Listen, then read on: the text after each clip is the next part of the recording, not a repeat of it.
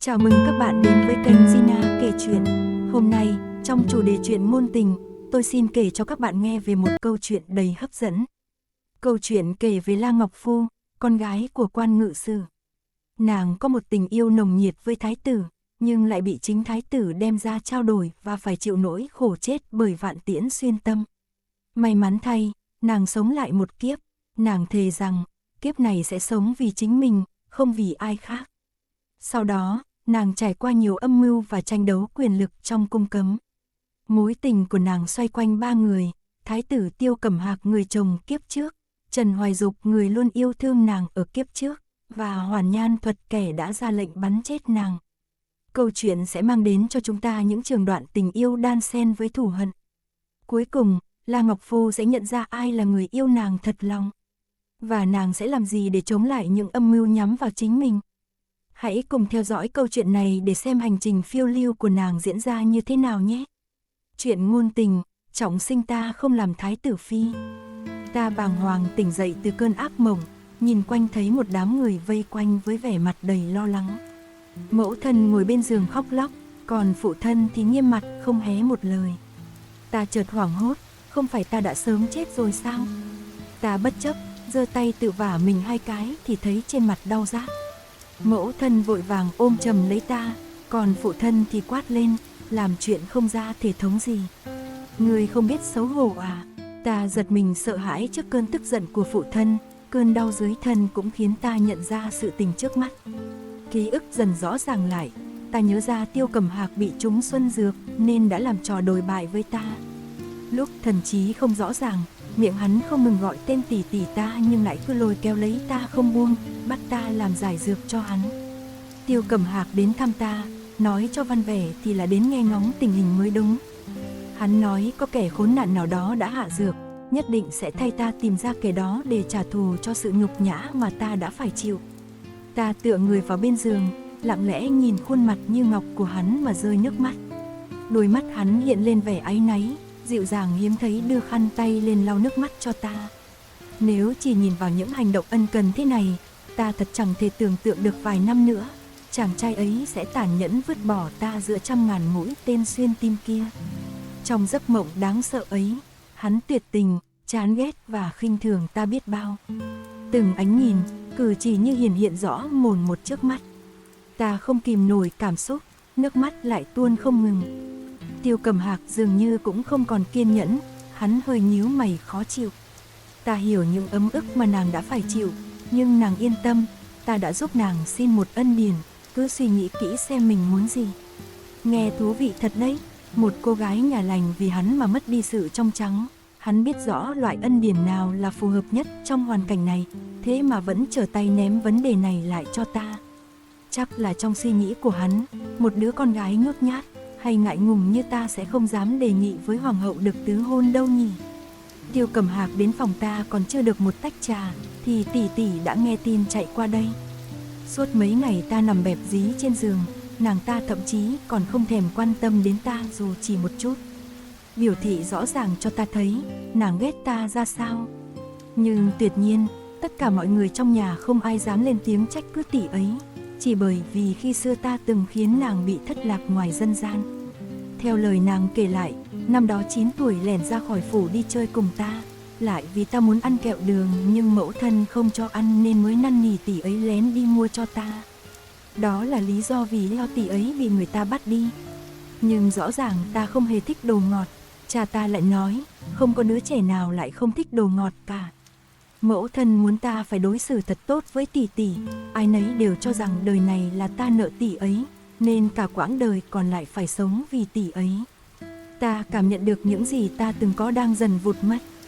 Ban đầu chỉ là một cái khăn, kế đó là một bộ quần áo. Dần dần, đến lượt sự chú ý của cha, sự quan tâm của mẫu thân. Ngay cả đến chàng thiếu niên từng nói sẽ không cưới ai ngoài ta, cũng dần dõi mắt theo người tỷ tỷ ấy, mỗi lúc một cách xa ta. Lúc tỷ tỷ đến, Tiêu Cẩm Hạc đang lau nước mắt cho ta, nàng chạy đến giằng tay hắn ra, đấm lên ngực hắn. Tiêu Cẩm Hạc, có phải huynh không cần ta nữa không? Mặc dù giọng điệu của tỷ ấy rất đỗi ngang ngược, nhưng đó lại là điểm mà Tiêu Cẩm Hạc thích ở tỷ ấy.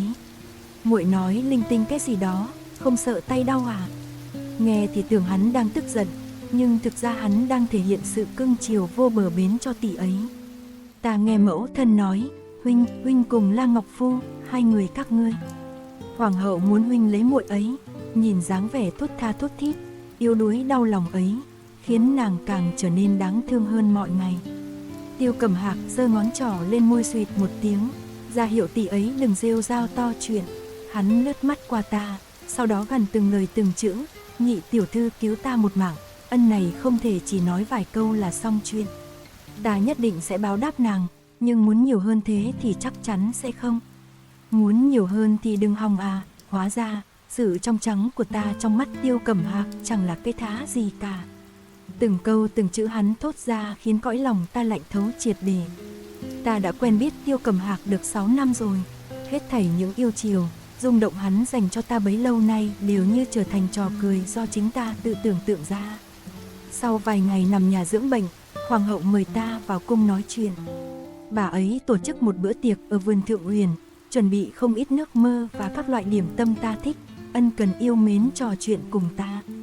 Từ lâu, ta đã nghe nói Nhị La tiểu thư là một cô nương yểu điệu thục nữ, e thẹn dịu dàng. Hôm nay chính thức gặp mặt, quả nhiên danh xứng với người.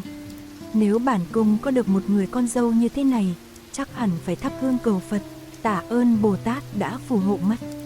Ta nghe Cẩm Hạc nói sinh nhật của ngươi cũng sắp đến rồi, có muốn quà gì không? Không khí dễ chịu thật đấy. Ta uống thêm 2 ly nữa thì nhận ra má mình đã đỏ ửng. Thâm tâm ta muốn dùng rượu để đón lấy tương lai của ta và Tiêu Cẩm Hạc. Nương nương, thần nữ to gan muốn cầu một đoạn nhân duyên. Tiêu Cẩm Hạc ngồi đối diện với ta, tay hắn cầm chén nhưng nét mặt lạnh lùng vẫn ngó ta đăm đăm. Nếu ta ép hắn lấy ta, liệu hắn có lại khiến ta phải chịu nỗi đau vạn tiễn xuyên tim như trước không? Trong cái gọi là giấc mơ ấy, sau khi ta gả cho hắn, chuyện tỷ tỷ ta làm ầm ĩ muốn chết đã gây xôn xao khắp thiên hạ. Hoàng hậu đã giáng tội ngay sau đó, trừng phạt tỷ ấy xuống tóc đi tu. Chẳng ngờ được, Tiêu Cẩm Hạc lại như phớt lờ vương pháp, ngang nhiên đánh vào am đưa nàng ta quay lại Đông Cung. Hắn yêu nàng ta đến vậy đấy, dù đấu trời đạp đất cũng chỉ muốn ở bên cạnh nàng. Đời này hắn luôn muốn gì được đó, chưa từng vụt mất khỏi tay thứ hắn muốn. Những gì người khác cung phục đến tận tay cho hắn, sẽ không bao giờ được coi trọng bằng những gì hắn tự đoạt lấy được. Tình yêu của hắn dành cho tỷ tỷ cũng vậy, dưới sự ngăn trở sẽ ngày càng được gột rửa sáng loáng, ngày một mỹ miều đẹp đẽ và quý giá. Dần dà, nó sẽ không chỉ đơn thuần là tình yêu nữa, mà là cảm giác đi ngược đám đông.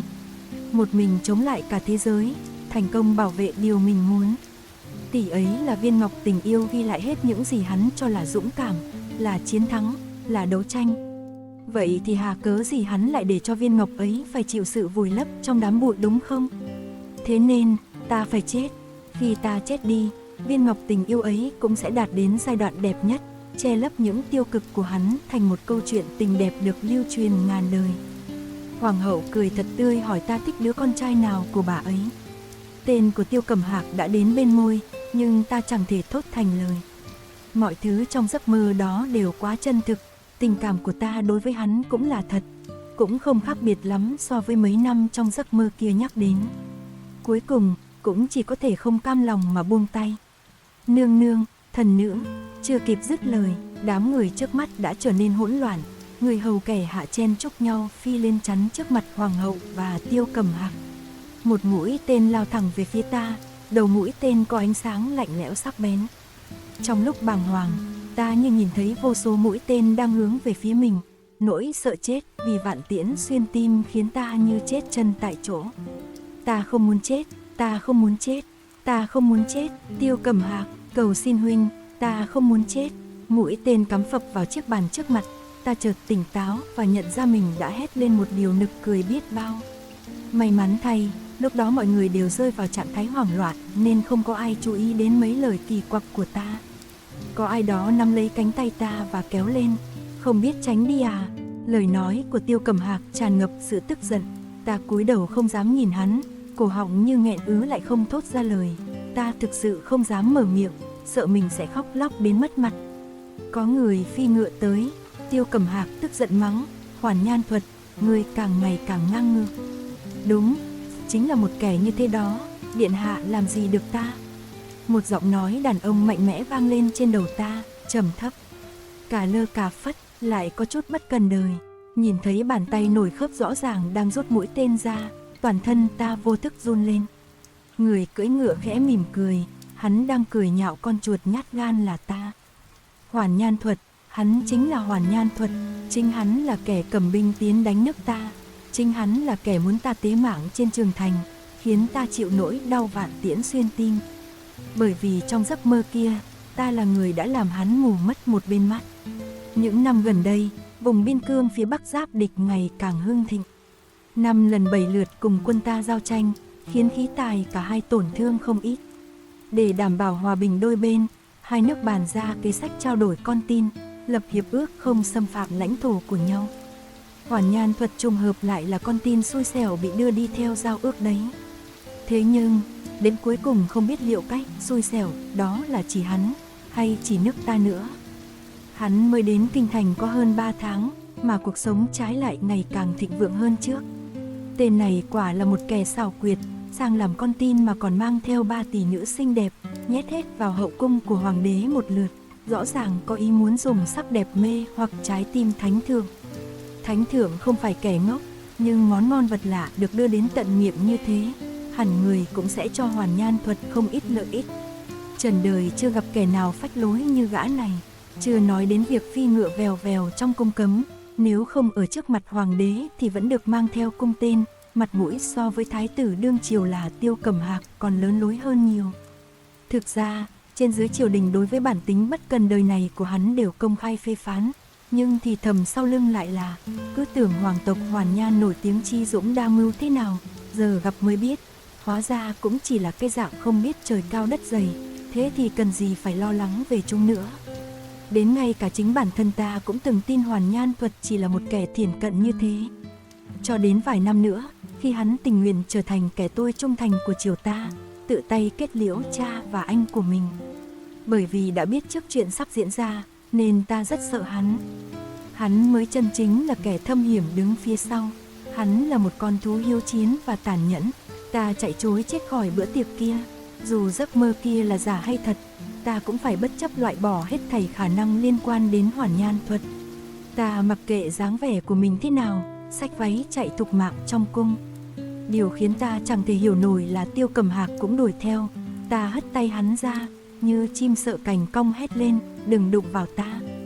Hắn giật mình, nhíu mày hỏi, trước giờ nàng đều rất tuân thủ lễ nghi, sao bây giờ lại mất bình tĩnh như thế?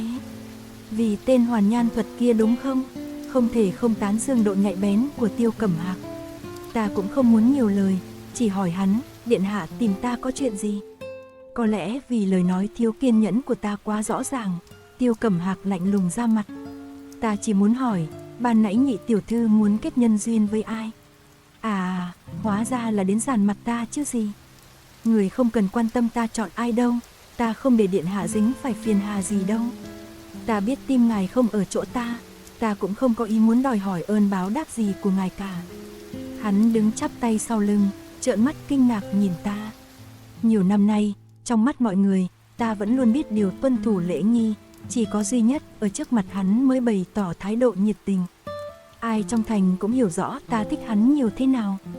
Vậy nên hiện tại, ta tình nguyện buông tay không níu kéo, hắn ngạc nhiên là phải.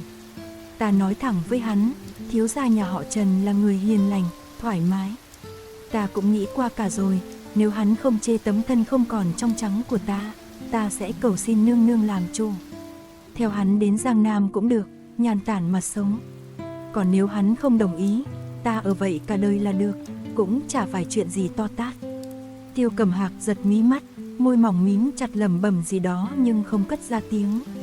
Chỉ nhìn chằm chằm vào mặt ta không chớp mắt, như muốn nhìn thấu xem thâm tâm ta đang có mưu đồ gì. Trần Hoài Dục thích ta giống như cái cách ta thích Tiêu Cẩm Hạc vậy, thầm lặng nhưng vững chắc. Ta theo đuổi Tiêu Cẩm Hạc bao nhiêu năm, thì hắn cũng theo đuổi ta bấy nhiêu năm.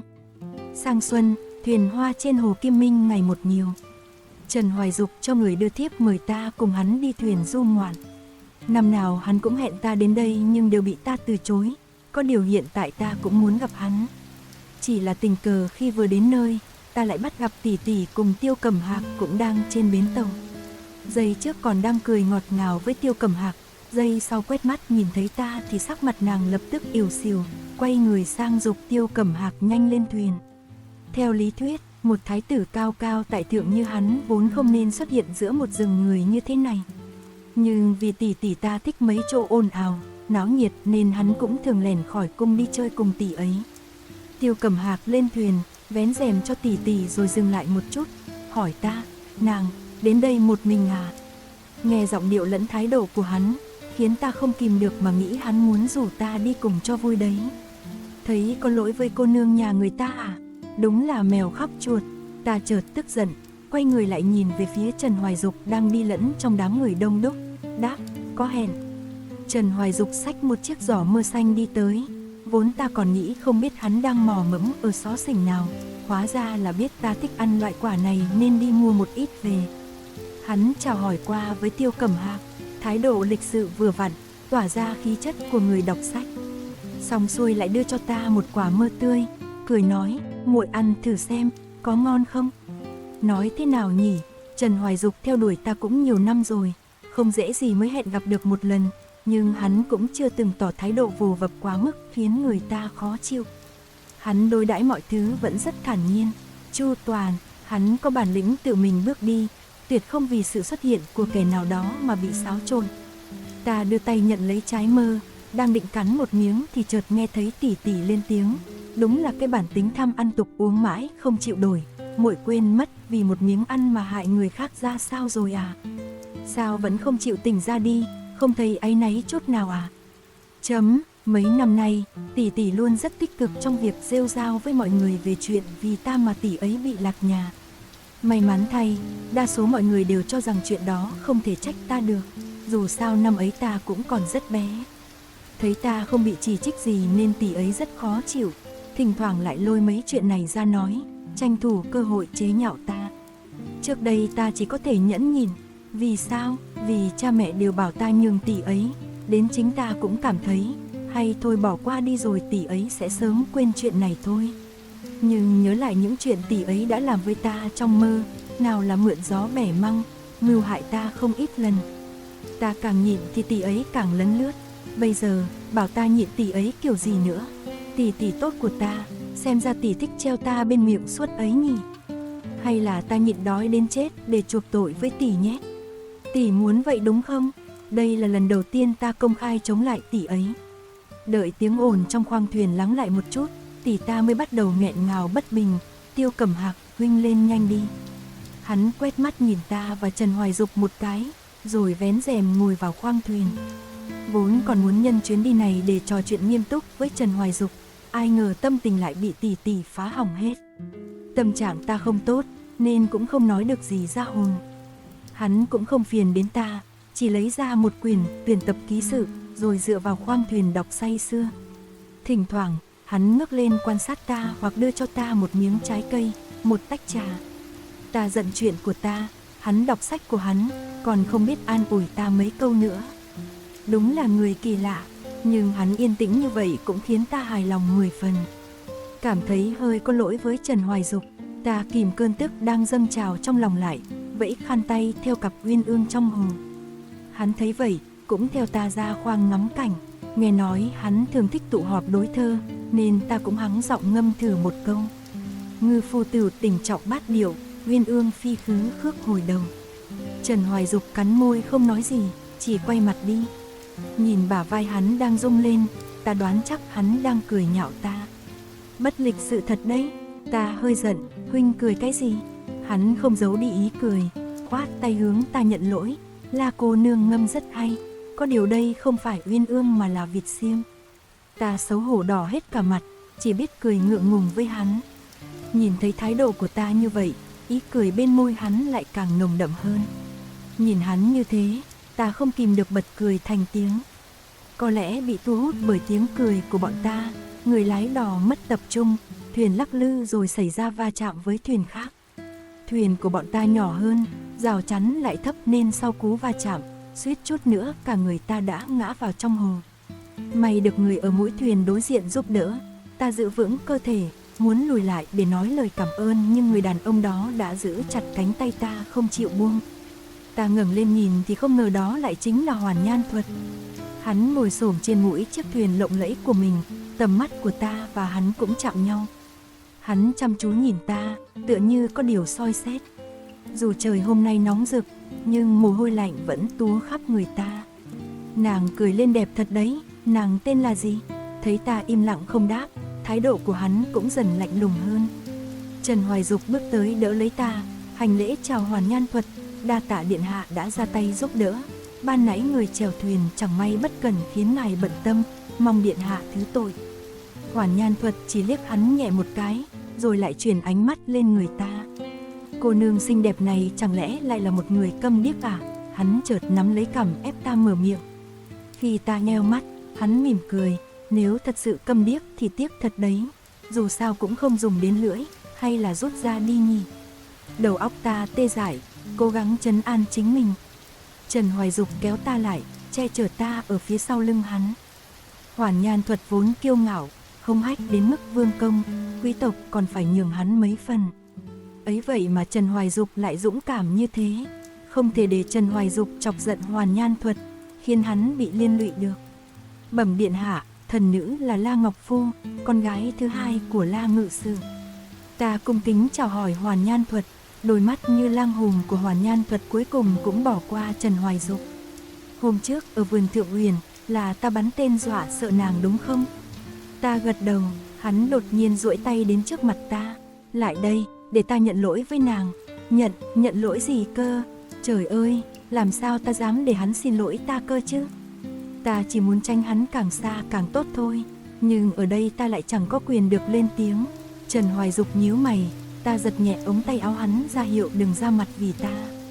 Ta cố gắng khống chế sự run rẩy, đưa tay về phía Hoàn Nhan Thuật. Hắn nắm lấy cánh tay ta rồi nhẹ nhàng kéo ta đến bên cạnh hắn.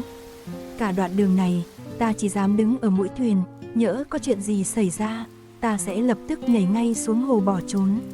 Dường như Hoàn Nhan Thuật đã nhìn thấu ý đồ này của ta, giọng điệu hắn trở nên khó chịu. Ta chỉ thích ba cái trò múa đao thương thôi mà, nàng có cần sợ ta đến vậy không? Ta vội vàng lắc đầu, quỳ xuống trước mặt hắn. Bản tính thần nữ vốn đã nhút nhát, hẳn đã khiến điện hạ không vui, mong người thứ tội. Nhút nhát à? Hắn cười nhẹ một tiếng, cả mặt tràn đầy ý cười. Lúc nàng ngồi uống rượu với hoàng hậu, ta có thấy nàng tỏ ra nhút nhát chút nào đâu. Ban nãy, nàng ngồi ngâm mấy câu thơ vớ vẩn với tên Trần Hoài Dục kia lại cười đến là vui vẻ.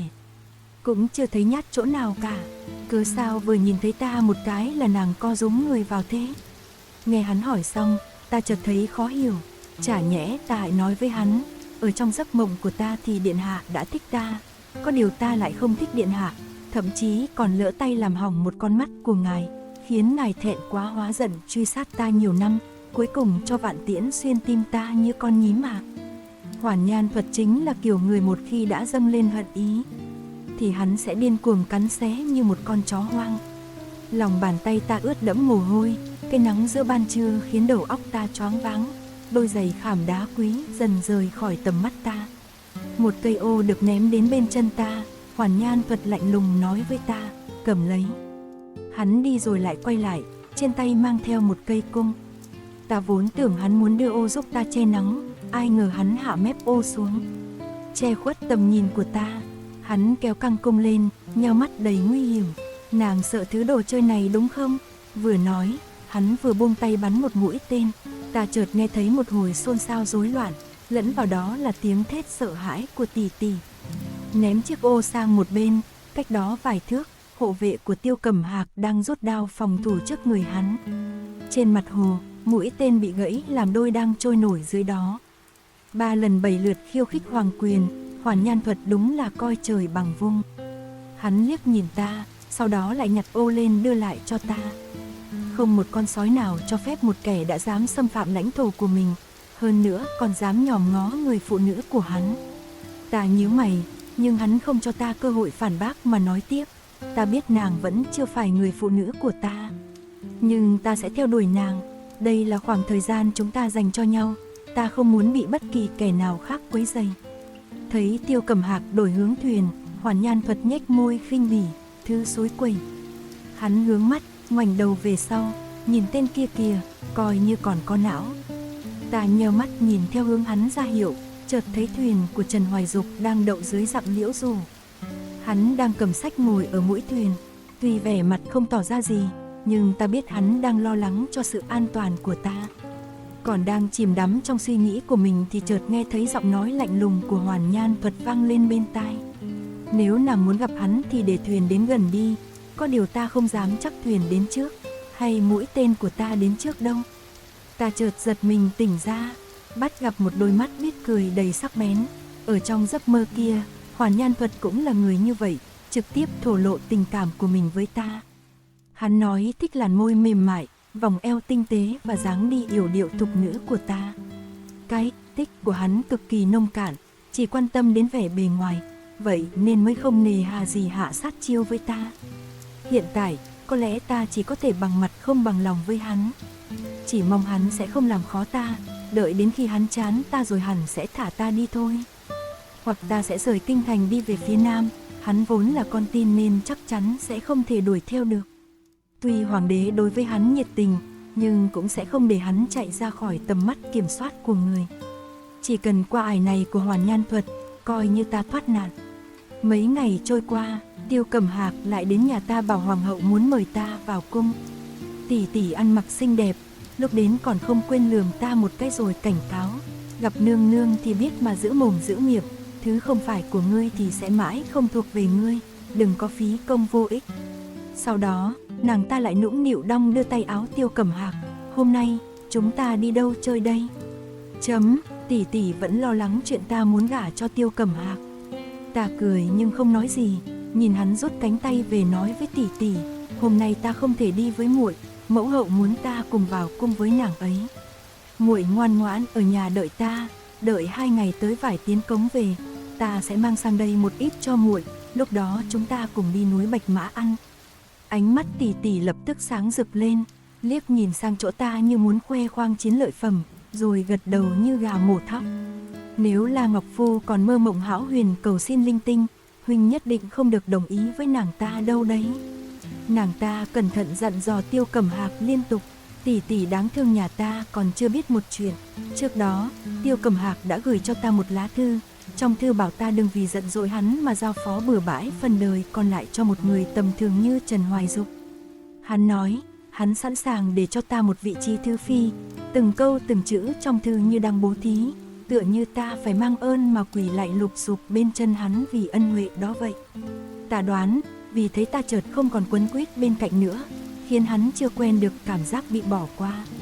Vậy nên, hắn quay đầu lại đưa cho ta chút kẹo ngọt, muốn ta sẽ tiếp tục vì cái kẹo đó mà hèn mọn quấn lấy hắn như trước, mang lại cho hắn cảm giác có một người yêu hắn vô điều kiện.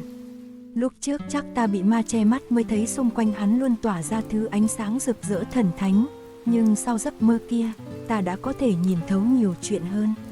Tiêu Cẩm Hạc cũng chỉ là một tên đàn ông phàm tục. Hắn tham lam, thích hư vinh, ích kỷ lại dối trá.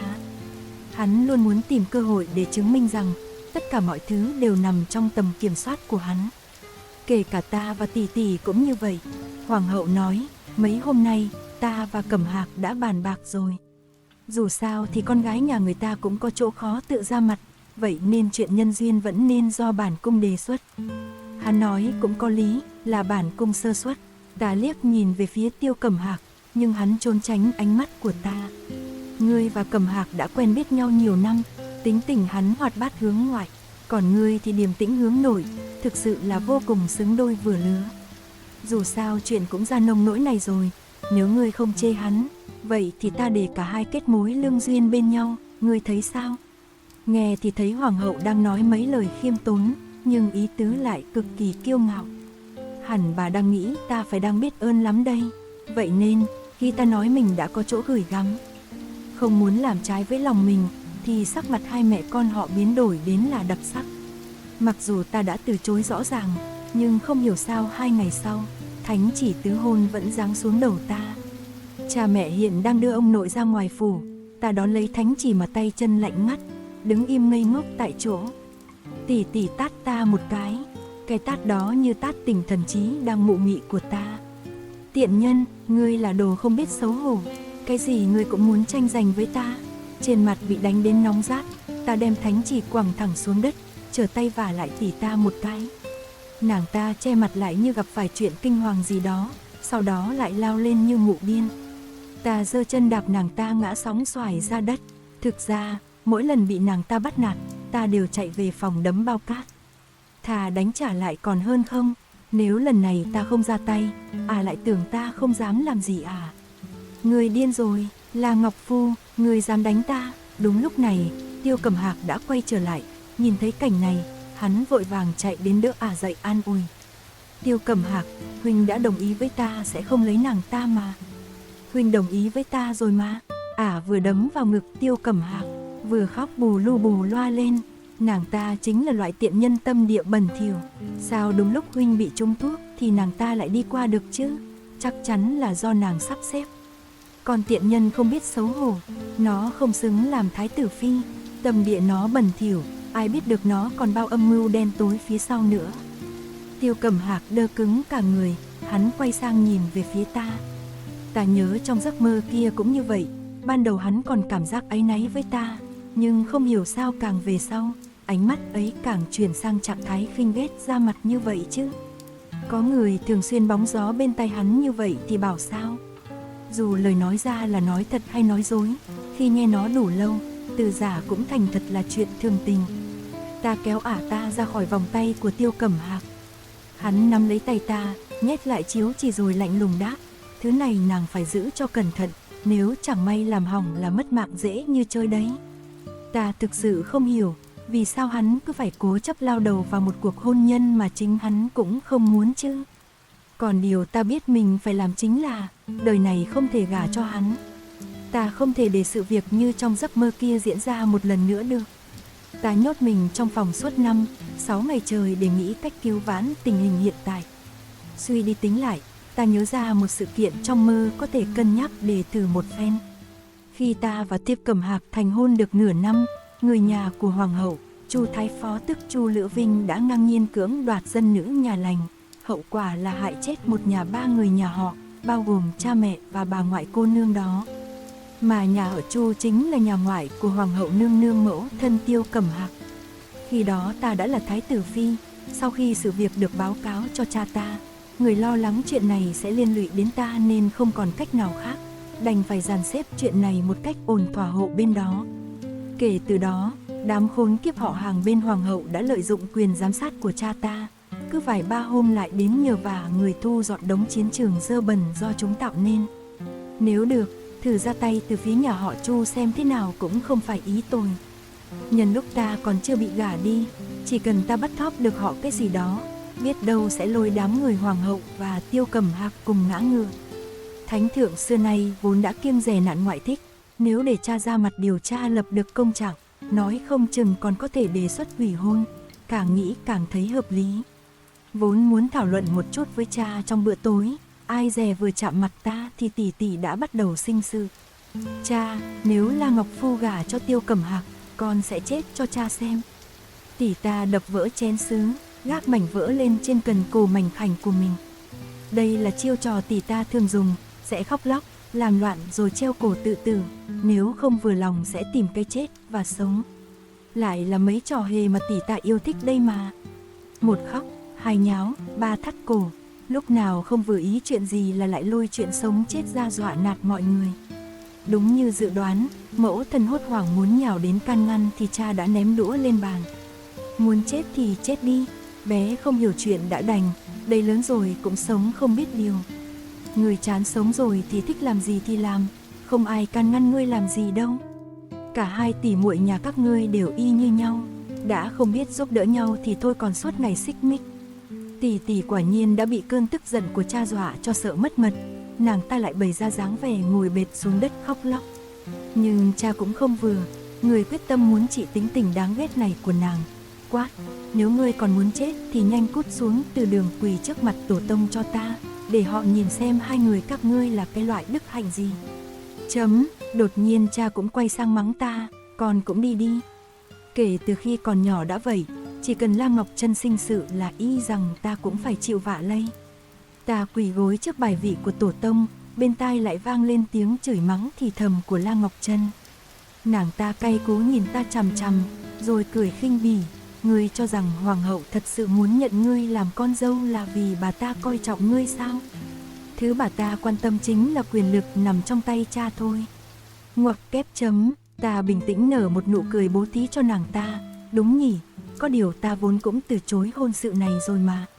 Nhưng có lẽ do bà ấy không muốn ngươi là con dâu bà ấy, nên mới chọn ta cũng nên, nghĩ sao cũng thấy vẻ vang hơn ngươi nhiều.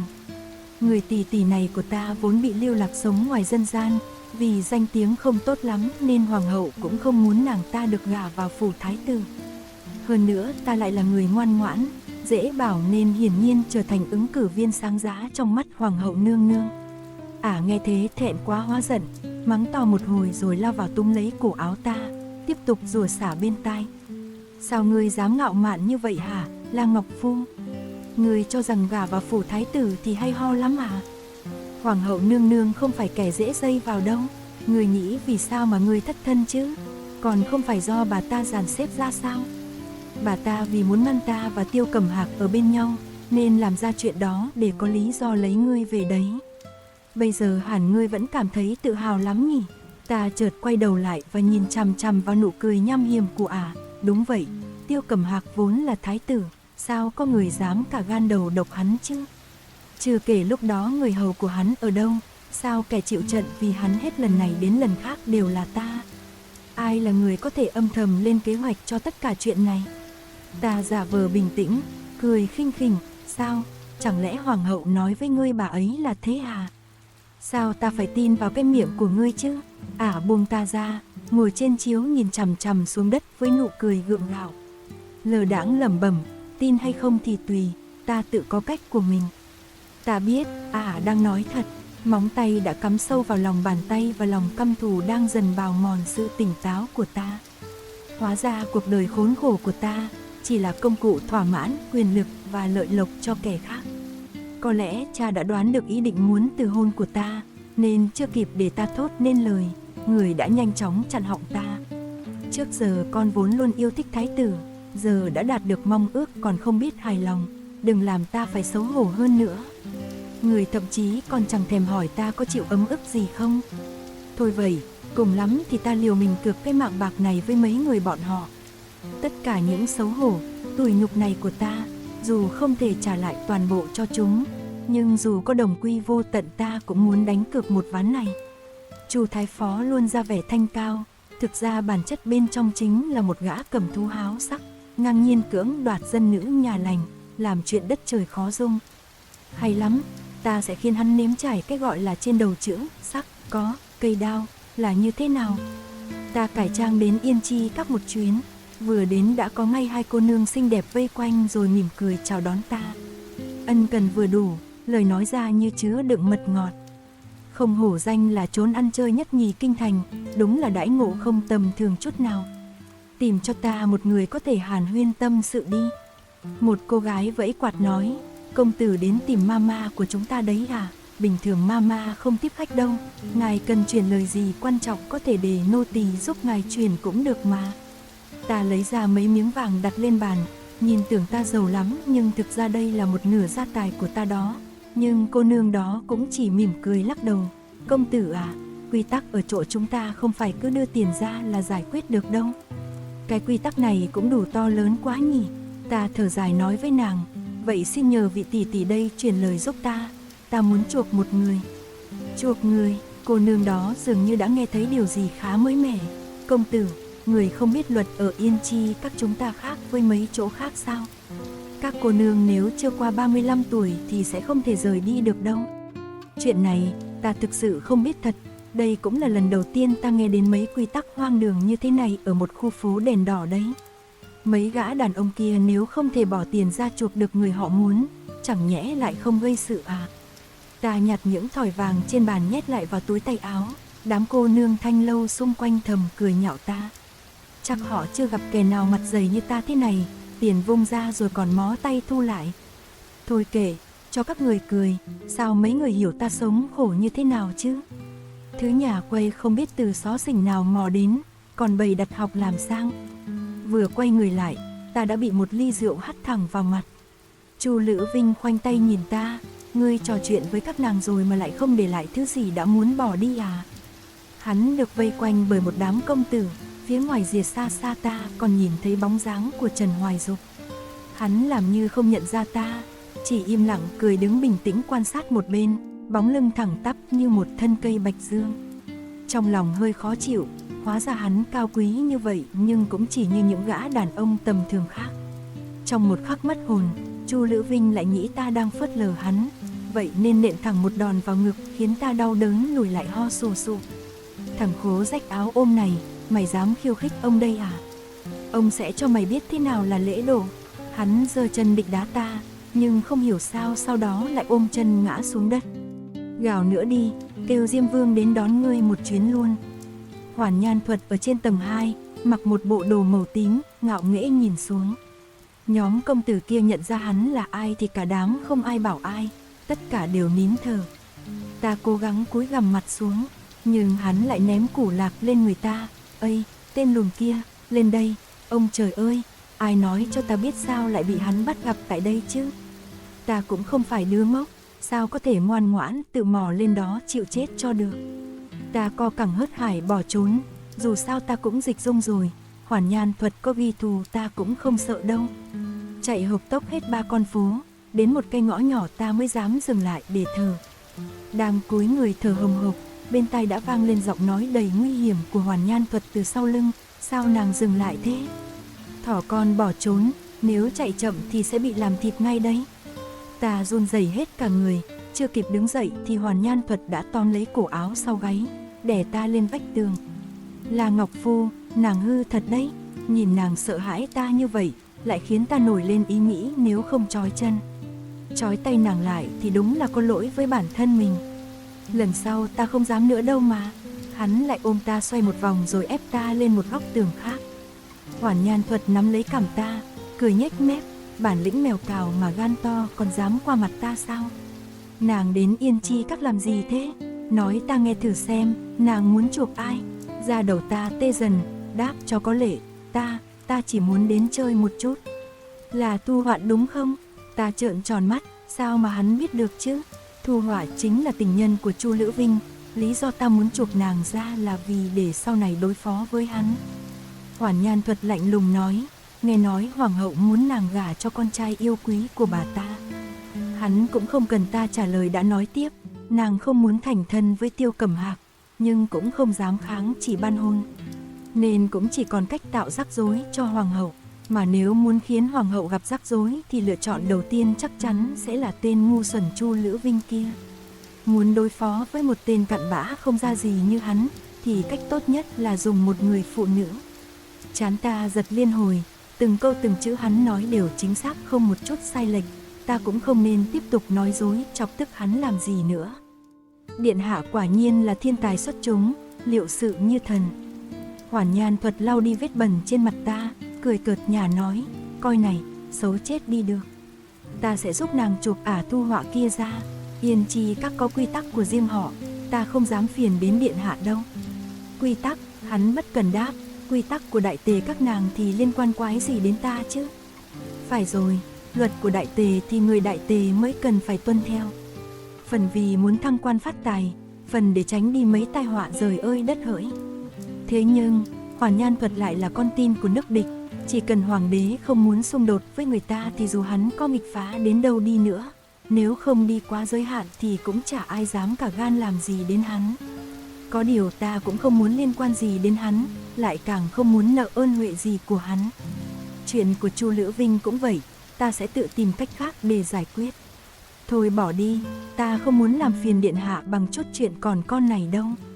Nhìn đôi mắt dần híp lại, tỏa ra mùi nguy hiểm ngày một tăng dần, lời nói của ta cũng lý nhí nhỏ đi rồi tắt lịm như ngọn nến tàn.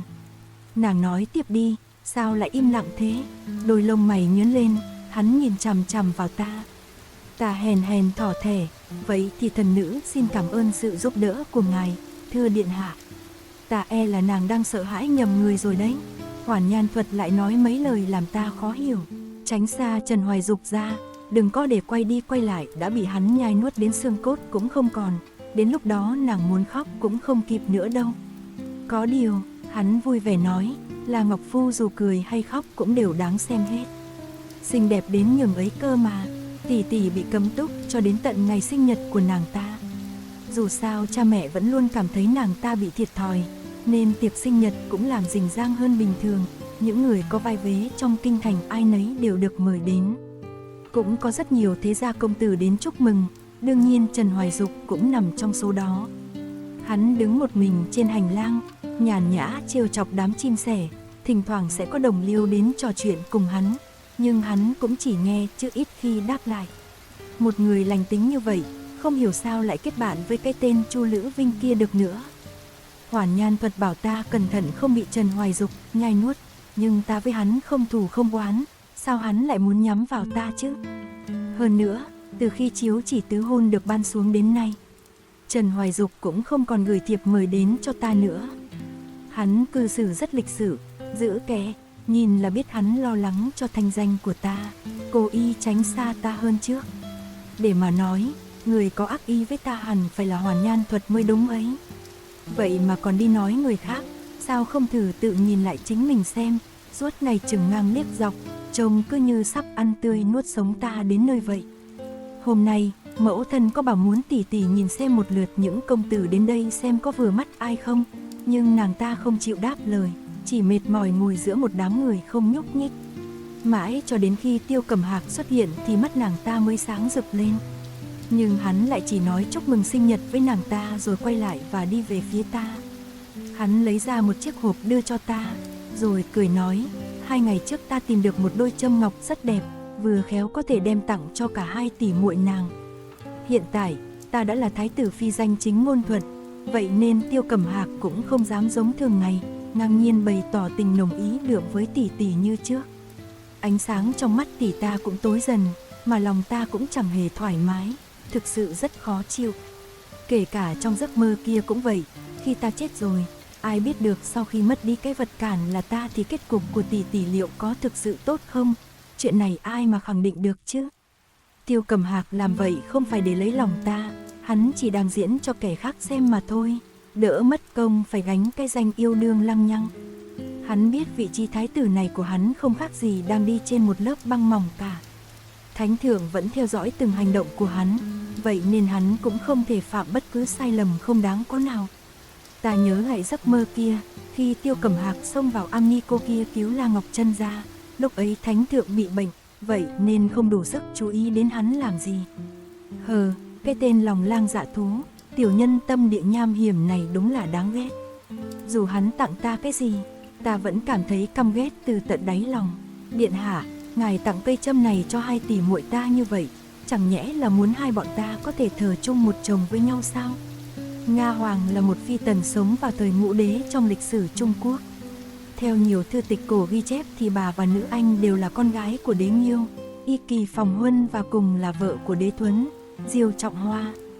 Vậy nên, La Ngọc Phu mới bảo ý Tiêu Cẩm Hạc có phải muốn 2 chị em nhà nàng cùng lấy hắn không khi hắn tặng châm cho cả hai. Tiêu Cẩm Hạc càng ra vẻ tình ý sâu đậm với ta, ta càng muốn vạch trần bộ mặt thật của hắn. Hắn nheo mắt kìm nén cơn tức giận, mở chiếc hộp trong tay lấy chiếc châm bằng ngọc ra, tự tay cài vào tóc ta. Nếu A Phu không thích kiểu châm này, để ta tìm cây khác tặng cho nàng nhé. Hắn diễn giỏi thật đấy, ngày trước mà xảy ra mấy chuyện như thế này, tỷ tỷ ta sớm đã lao ra đánh hắn túi bụi rồi. Thế mà hôm nay nàng ta lại yên tĩnh lạ thường, đôi mắt chỉ nhìn qua phía này như kẻ mất hồn. Ta nhìn theo tầm mắt của nàng ta, chỉ thấy điểm cuối là một góc tường vắng vẻ. Đến tối, khi ta chuẩn bị đi ngủ thì mẫu thân đã đến tìm ta. Bà ngồi bên bàn lau nước mắt liên tục. A Phu à, coi như con bù đắp cho tỷ tỷ những ngày tháng nó bị lưu lạc bên ngoài được không? Chiếc châm còn lại thái tử đem tặng con có thể đưa cho nó luôn được không? Nó cứ canh cánh trong lòng mãi về chuyện này, khóc đến hai mắt sưng húp, mẫu thân nhìn mà đau lòng lắm. Vết thương mẫu thân gây ra cho ta trước giờ vẫn luôn đến một cách âm thầm, nhẹ nhàng như thế. Người luôn cảm thấy có lỗi với tỷ tỷ, lại thêm tính tình tỷ ấy hoạt bát, ồn ào hơn ta nên thường giúp mẫu thân vui vẻ lúc trò chuyện. Trái ngược lại hoàn toàn với Gia, Mấy lời tâm sự này nọ hầu như chưa từng bộc bạch cùng người. Ta biết người yêu tỷ tỷ nhất, ta cũng không trách bọn họ đối xử bất công với ta, vì bản chất con người luôn có tính thiên vị. Ta chỉ không muốn bản thân phải chịu thiệt thòi, gánh chịu những chuyện mình không làm nữa. Mẫu thân, con biết người thương yêu tỷ tỷ, nhưng con không nợ nàng ta gì cả. Con chưa từng thích ăn đồ ngọt, con có bảo tỷ ấy đi mua hay không? Người là mẫu thân của bọn con, chắc chắn người sẽ biết sự thật là gì. Người cứ thẳng thắn mà cưng chiều tỷ ấy, con không trách người, chỉ trách con chưa thể khiến người vui lòng như tỷ ấy. Con chỉ không muốn lại phải nghe mọi người lúc nào cũng bóng gió nói vì con nên tỷ tỷ bị lạc mất, quy hết tội lên đầu con. Dù có làm vậy thì cũng không thay đổi được việc hai người đã thiếu trách nhiệm của người làm cha làm mẹ. Tội danh này con đã thay hai người gánh nhiều năm như vậy rồi, bây giờ con không chịu nổi và cũng không muốn chịu nữa. Mẫu thân, sau tối nay con không muốn nghe thấy bất kỳ ai nói con phải bù đắp cho tỷ tỷ nữa. Con chẳng nợ nàng ta cái gì hết. Ta mặc quần áo, tìm chiếc châm ở dưới gương, vừa nhìn thấy nó là cả người khó chịu. Ban nãy còn chưa biết phải xử lý nó thế nào, bây giờ coi như mượn được lý do tống khứ nó đi rồi. Tiếng khóc của mẫu thân cũng im bặt, người thẹn quá hóa giận nên cũng không thốt nên lời. Ta không muốn quan tâm đến bà ấy nữa, lẳng lặng cầm cây châm kia đi đến viện của tỷ tỷ. Phía đông nam phủ nhà họ La bọn ta có một tiểu viện đã bị bỏ hoang từ lâu. Tỷ tỷ lẻn vào trong, ta lén lút đi theo, dựa vào tường nghe xem nàng ta đang nói chuyện với ai. Công tử, xem tình hình hiện tại, có lẽ thái tử thật sự muốn cưới La Ngọc Phu đó à? Khi nhắc đến Tiêu Cẩm Hạc, giọng điệu nàng ta mang đầy vẻ lạnh lùng, nào có yêu thương nồng nhiệt như thường ngày nữa. Chỉ còn cách giết nàng, thì Chân Nhi mới thuận lợi thay thế vị trí đó. Ta nghe đến đây như sấm rền bên tai, tỷ tỷ muốn giết ta sao? Sau một lúc im lặng, người đàn ông kia chậm rãi nói, tạm thời giữ lại mạng cho La Ngọc Phu đi. Tỷ tỷ nghẹn ngào nức nở, công tử không nỡ ra tay với nàng ta sao? Nàng ta hỏi một đằng, người đàn ông này lại đáp lại một nẻo, người nghĩ có thể tùy tiện ra tay với thiên kim tiểu thư nhà ngự sử dễ đến thế à? Chân Nhi, người khiến ta nghi ngờ 10 năm dạy dỗ phí công vô ích rồi đấy. Công tử, là do Chân Nhi ngu muội, hay thực sự công tử che giấu tâm tư thầm kín của mình? Lời còn chưa dứt, nàng đã bị người đối diện lạnh lùng cắt ngang. Hôm nay, người lắm miệng thật đấy Chân Nhi, ta nghe thấy tiếng tỷ tỷ quỳ bịch một tiếng xuống đất, giọng đầy oan ức. Công tử, người nói cho Chân Nhi biết La Ngọc Phu kia thì có gì tốt chứ? Chỉ cần ngài nói ra, Chân Nhi chắc chắn sẽ làm tốt hơn nàng. Chân Nhi thực sự thích. Chân Nhi, ta không cần một kẻ bất tài vô dụng, chỉ biết nói chuyện yêu đương đâu. Đứng nghe lén cách một bức tường, mồ hôi lạnh vẫn túa hết cả lưng ta. Rốt cuộc hai kẻ này có thân phận như thế nào vậy? Tỷ tỷ ta bị lật còn chưa được đến 5 năm, hắn lại nói nuôi dạy kia những 10 năm rồi. Vậy có nghĩa là La Ngọc Trân đang sống trong nhà ta, không phải tỷ tỷ thực sự của ta. Tại sao nàng ta lại tiếp cận gia đình ta, vì Tiêu Cẩm Hạc sao? Chuyện này cũng dễ hiểu thôi, Tiêu Cẩm Hạc vốn là kẻ tự cao tự đại, thiện ý ban đầu hắn dành cho ta vốn cũng do hoàng hậu bóng gió chỉ điểm phía sau. Bà ta cần quyền lực trong tay cha ta để khống chế đám quan lại trong triều, thế nên Tiêu Cẩm Hạc chỉ có thể lấy con gái nhà họ La. Nhưng mục đích người phụ nữ kia muốn vị trí thái tử phi là gì? Nàng ta làm vậy thì được ích lợi gì chứ? Có nằm mơ ta cũng chưa từng nghĩ đến, một ngày nào đó ta sẽ vì mấy chuyện không liên quan đến mình dằn vặt cho khổ sở đến nhường này. Bây giờ, tâm trí ta luôn chỉ nghĩ đến việc làm thế nào để hủy hôn. Ấy vậy mà lại vô tình biết thêm tin có người muốn lấy mạng mình, xem ra phải nghĩ cách đối phó thôi, ai ra tay trước người đó có lợi thế. Lúc vị tỷ tỷ được tìm về phủ, đối chiếu vết bớt lẫn những chuyện trong quá khứ đều trùng khớp, ngay cả đến chiếc khóa trường mệnh được làm riêng cho nàng ta cũng được xác nhận. Tim ta chợt như thắt lại, tỷ tỷ của ta, người tỷ tỷ ruột thân yêu thật sự của ta chẳng nhẽ đã chẳng còn trên cõi đời này nữa sao? Trước mắt, ta phải tìm ra bằng chứng cho việc mạo danh thân phận này đã, bây giờ chỉ còn cách tự giữ bí mật chờ thời cơ thôi. Ta bắt đầu chú ý đến từng cử chỉ, hành động của Chân Nhi. Vì lúc tỷ tỷ mất tích ta còn quá nhỏ, vậy nên ký ức cũng không được rõ ràng lắm. Ta chỉ nhớ tỷ ấy tính tình lanh lợi, nhưng lại kén ăn. Lý do tỷ ấy kén ăn là vì sức khỏe vốn không tốt, không thể ăn được nhiều món. Có những món vừa ăn thì khắp người sẽ nổi lên mẩn đỏ, bị ngứa ngáy và đau nhức đến phát khóc. Những thứ mà Trần Nhi kia kiêng ăn cũng giống hệt với tỷ tỷ ta, giả vờ được đến mức ấy cũng bội phục khả năng của nàng ta thật. Mải mê suy nghĩ ngược xuôi, ta xém đâm đầu vào tường.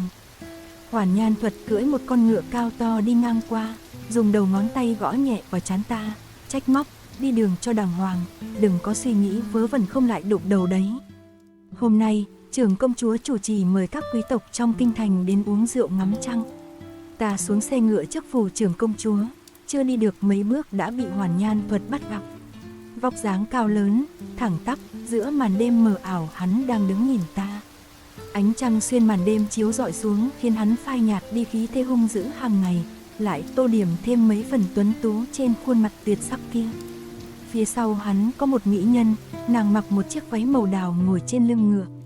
Xinh đẹp hút mắt, xa xa, tên Chu Lữ Vinh đang vội vàng chạy về phía này, mồm thở hồng hộc, hô to, thu hỏa, thu hỏa. Vì nàng mà ta trêu phải tên keo chó siêu dính kia rồi đấy, nhớ tặng quà cảm ơn, xong chuyện ta đến đòi nàng. Không đợi ta trả lời, hắn cười khẩy, đá nhẹ vào bụng ngựa, vó ngựa rầm rầm về phía trước, lao thẳng vào phủ trưởng công chúa. Hoàn Nhan Thuật lại giở trò chọc chó với Chu Lữ Vinh, khiến tên kia chỉ còn cách chạy theo mông ngựa của hắn, vừa chạy vừa tức đến nổ phổi. Ngồi vào bàn tiệc, ta kìm lòng không đặng mà tìm kiếm bóng dáng của Hoàn Nhan Thuật. Hắn nằm trong lòng thu hỏa, uống hết chén này đến chén khác, bày ra dáng vẻ của một kẻ trăng hoa, ăn chơi thường thấy. Đau đầu ghê, thôi, coi như chuyện chuộc thu hỏa hắn đã giúp ta đi, những chuyện còn lại ta cũng sớm đã lên kế hoạch cả rồi. Ta không muốn hắn gặp nguy hiểm khi đụng vào cái tên Chu Lữ Vinh không ra gì kia đâu. Nhưng điều quan trọng hơn hết là ta không muốn dính líu bất kỳ điều gì với hắn cả. Hắn chen chân càng sâu, sau này ta càng khó mà thoát khỏi móng vuốt của hắn. Tên Chu Lữ Vinh kia vốn là một kẻ độc ác, nguy hiểm. Hiện tại, hắn chỉ muốn lao tới vặt đầu Hoàn Nhan Thuật xuống. Nhưng đương nhiên, Tiêu Cẩm Hạc sẽ không để hắn làm thế. Thái tử điện hạ cao quý quăng cho hắn 2 câu cảnh cáo đầy lạnh lùng. Thế nên Chu Lữ Vinh cũng chỉ còn cách ấm ức mà nuốt xuống cục tức uất nghẹn này.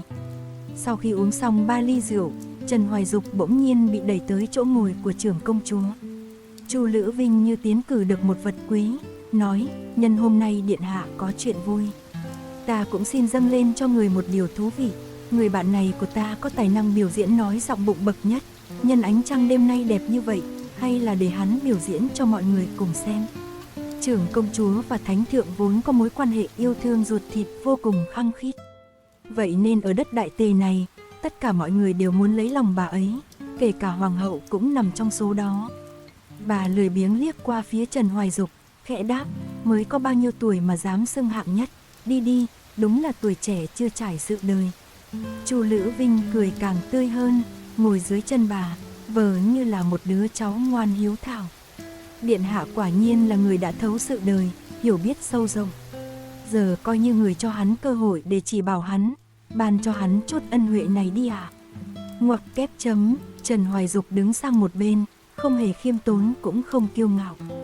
Hắn chạm mắt với ta, nhưng ý cười thì lại không dành cho ta.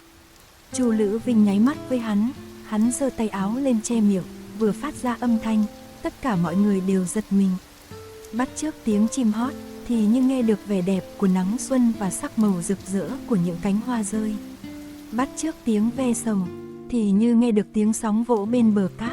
Đêm nay, vì có sự xuất hiện của Trần Hoài Dục mà mùi vị của rượu cũng say đắm hơn 3 phần so với bình thường. Hắn nói một loại tiếng địa phương để kể câu chuyện hài, chọc vui trưởng công chúa đến bật cười. Còn trái tim ta thì chợt trở nên giá lạnh, mặc dù giọng có hơi khác, nhưng ta có thể nhận ra đấy chính là giọng của kẻ đã trò chuyện với Trân Nhi đêm hôm trước. Trần Hoài Dục ẩn mình quá tài tình, ta không kìm được mà nổi hết da gà. Hắn lại cười với ta, nhưng trong mắt ta lúc này, nụ cười này không còn giống như một cơn gió nhẹ hay một vầng trăng sáng nữa. Nụ cười của hắn mang đầy vẻ đạo đức giả và xảo quyệt, giả vờ thờ ơ với thế giới, nhưng thực ra hắn đã mạo danh thân phận cho Trân Nhi thành La Ngọc Trân. Hắn đã lừa dối ta. Ta phải nhanh chóng tóm gọn cô ả Trân Nhi kia, chuyện còn lại đành phải để cho cha điều tra kỹ lại thôi. Chu Lữ Vinh đến Yên Chi các giờ thói ngang ngược, nhưng bị chặn lại.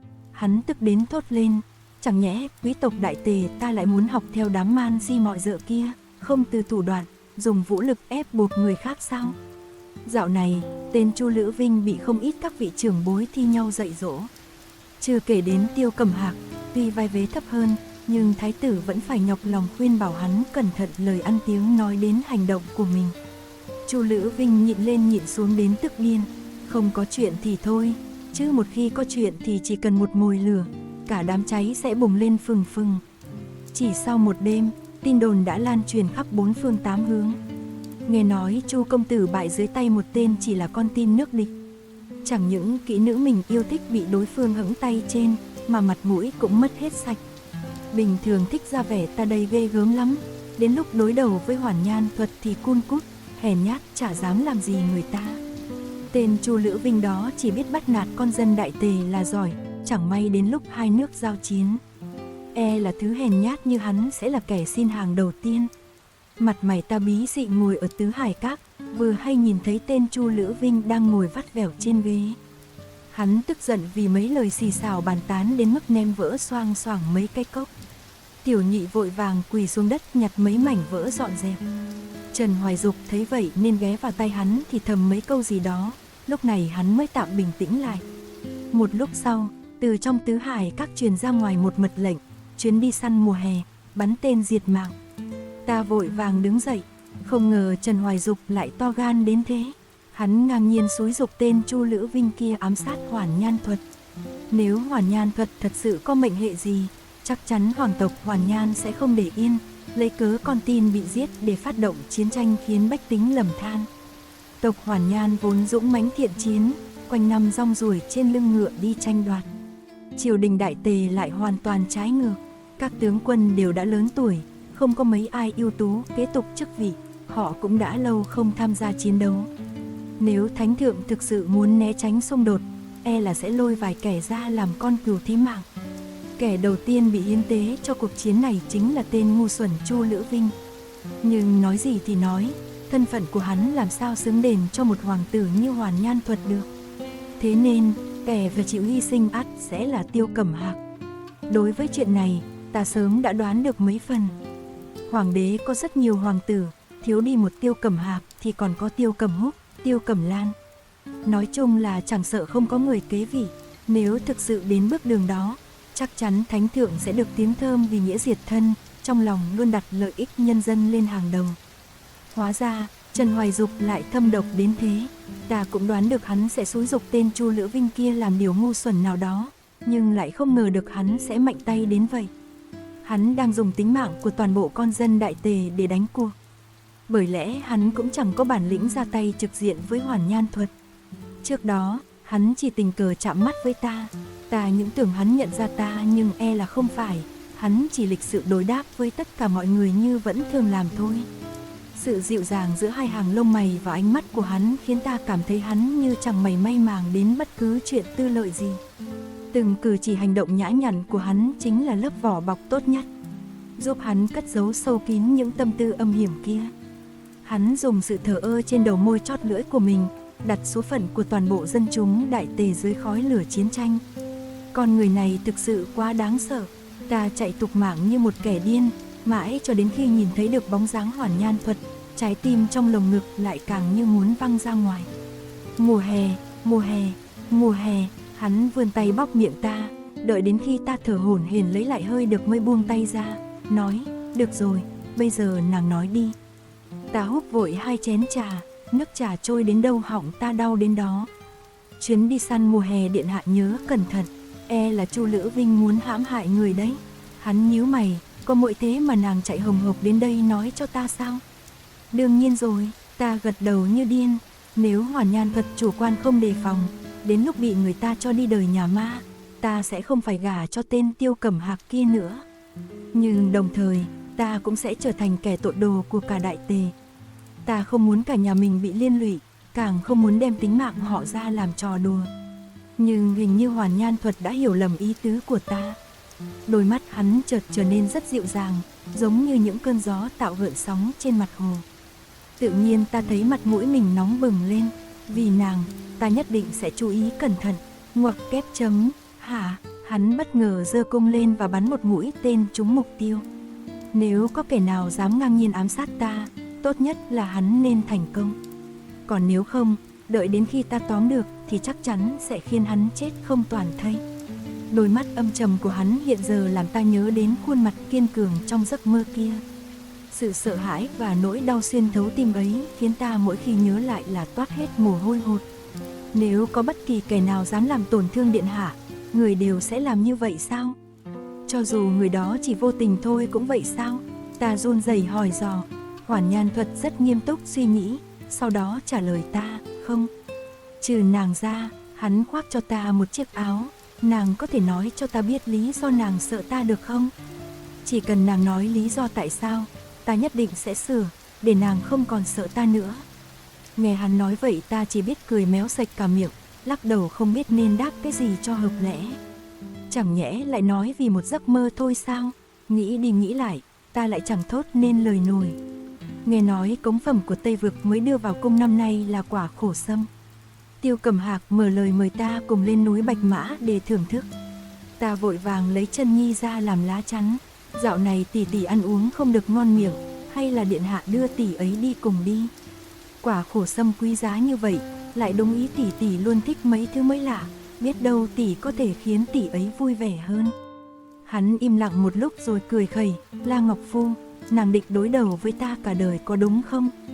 Thứ cho thần nữ nói thẳng, người như điện hạ không xứng với cả đời này của thần nữ đâu ạ.